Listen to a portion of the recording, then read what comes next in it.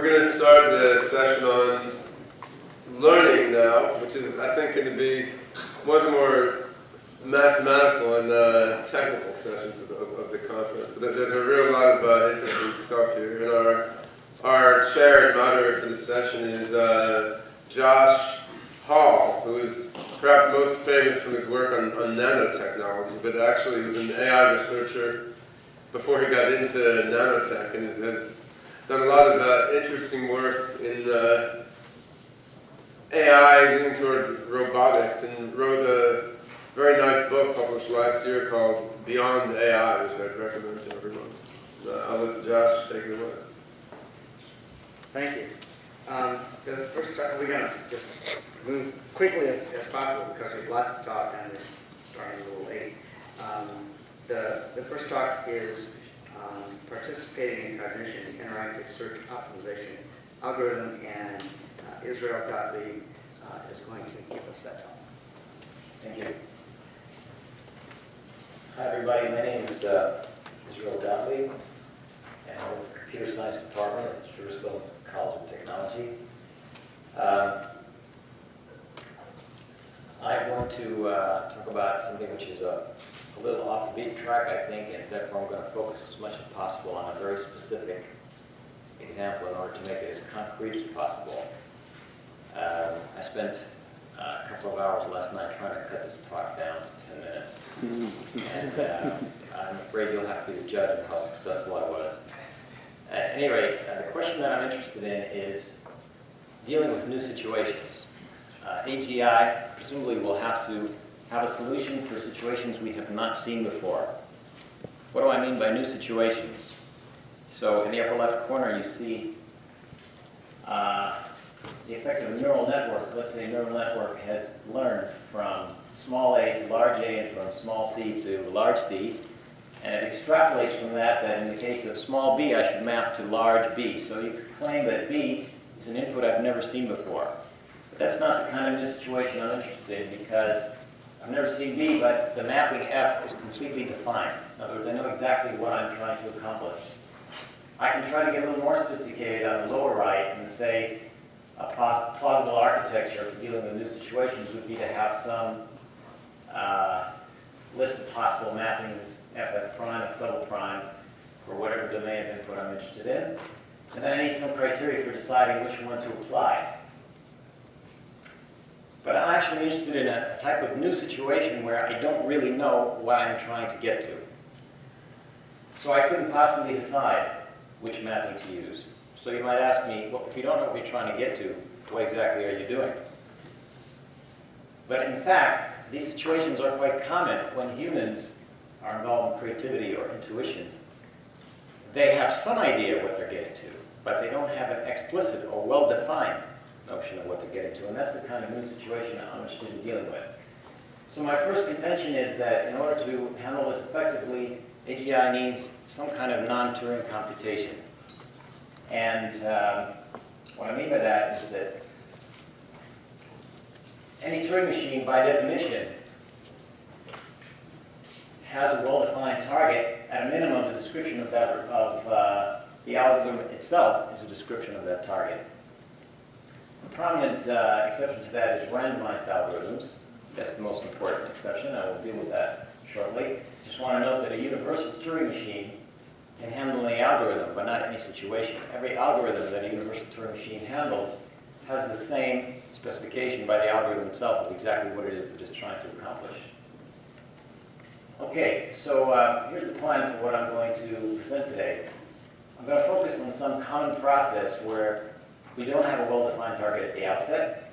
I'm going to use a notion called distributed cognition, which I'll explain in a moment, to isolate one component in this cognitive process and replace it or enhance it with our own computation and thereby participate in this distributed ensemble of cognition. I'll describe an implementation that we tried as an experiment and results that show that we can effectively improve the cognition without knowledge of the target at the outset. And we'll give an informal argument that we have a non-Turing computation of the sort that could be useful, and then we'll discuss how that might actually be used. So the situation I'm going to talk about is an ordinary our email search. Couldn't be more common.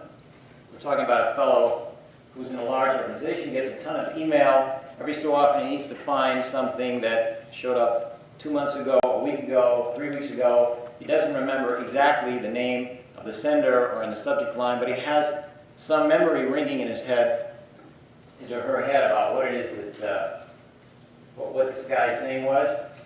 Was it, he might be thinking, I got this from Jason Jackson Hampton.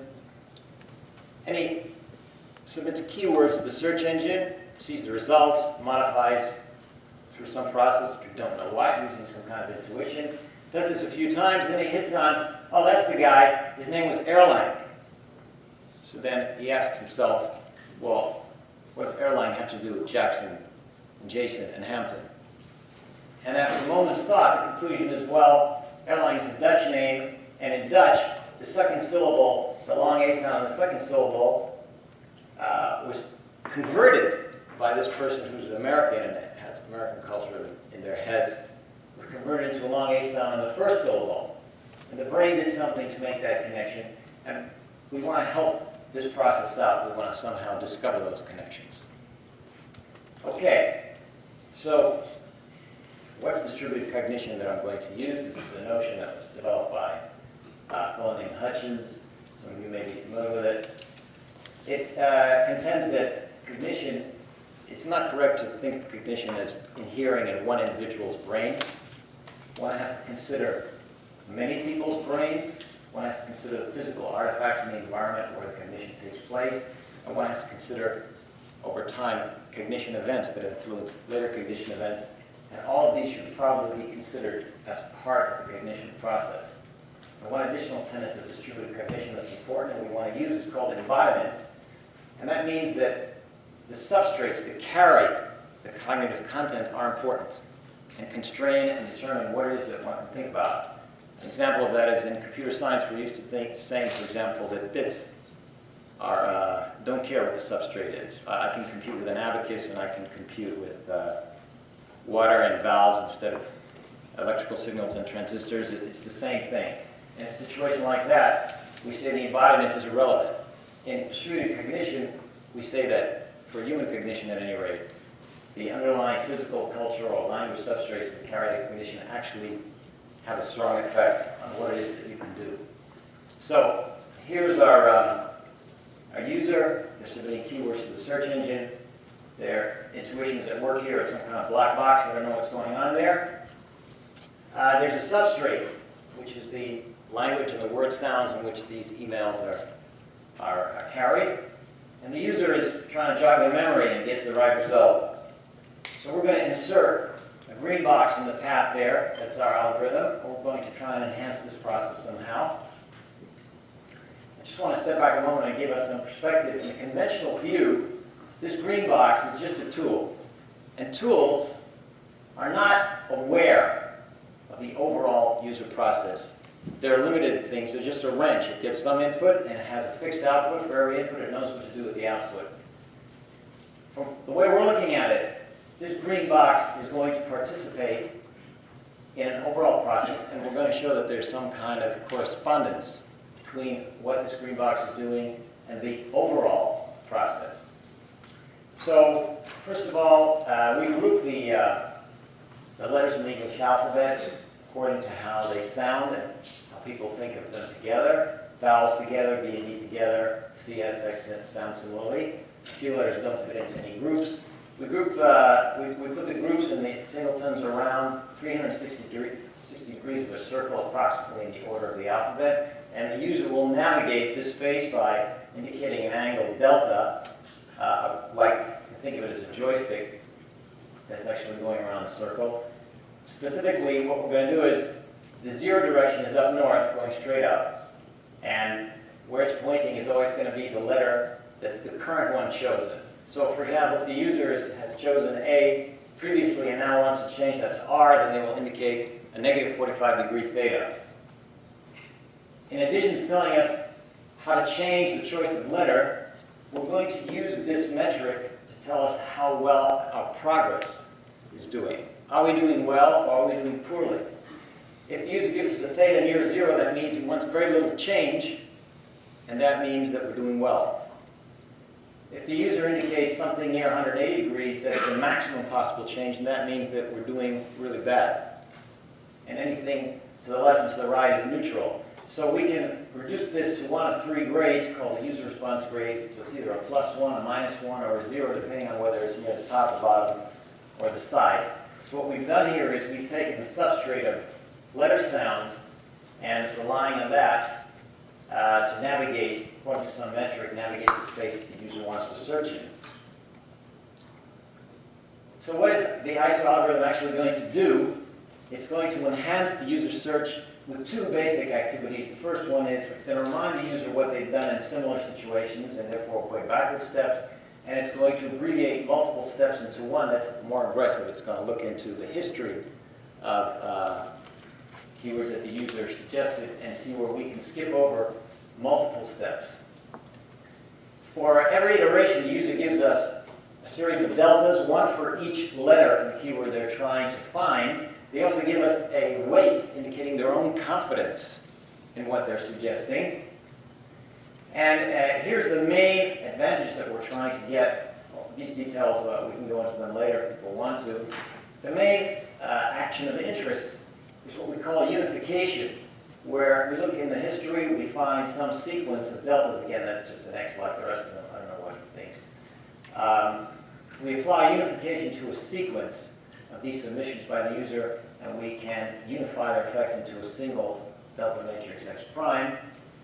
And the method that we do that is interesting, but we're going to skip over that. And the main basis for deciding when to apply this unification is we're going to be looking at those that are situations in the history that are most like where we are right now. And we're going to look at how many instances were found in history. In other words, how consistent was that effect.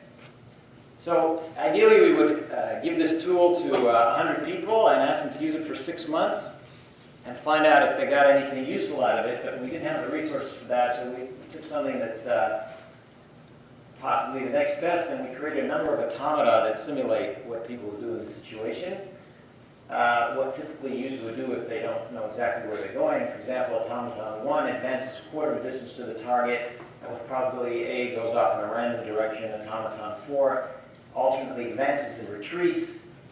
The positive terms here are always slightly larger than the negative terms. The positive terms are advanced towards the target. The negative terms are retreat away from the target. And we ran many trials, varied many parameters. You can see that we get some fairly consistent results. Here you have the number of steps winning trials means how many steps it took for gray is our algorithm and black is the unaided automaton. So how many steps did it take when ISO did better than the unaided automaton? How many steps did it take when ISO didn't do better? And how many steps altogether? You can see that ISO either does better by a little bit or does better by a lot. That's pretty much consistent throughout our trials. These graphs also show that there's robustness and consistency to the results. I'm going to skip over that a little bit. But here's my conclusion, and this is the point that I really want to make about AGI in general. What we see here is that we're getting incrementally closer to the right answer. And I think it's really not very plausible that a user in this situation, a human user, is coming up with each step based on some completely transcendental intuition that has nothing to do with the previous step. Much more likely is that each step is building in some way, in some possibly not straightforward way, on previous steps. And if ISO, our algorithm, consistently reduces the search time, then what we have here is that the output of the ISO algorithm is somehow corresponding to the overall user process. This is the key point I'd like to make. It's not simply reacting passively to each particular input that it gets at each step. And I'm using the term synchronized to characterize this. I'm trying to capture the no man's land between something that's completely passive and only sees just the input it gets, and the opposite extreme where the situation is that you know the final target. We're somewhere in the middle of that. So this is my informal argument here that we have a non-Turing computation.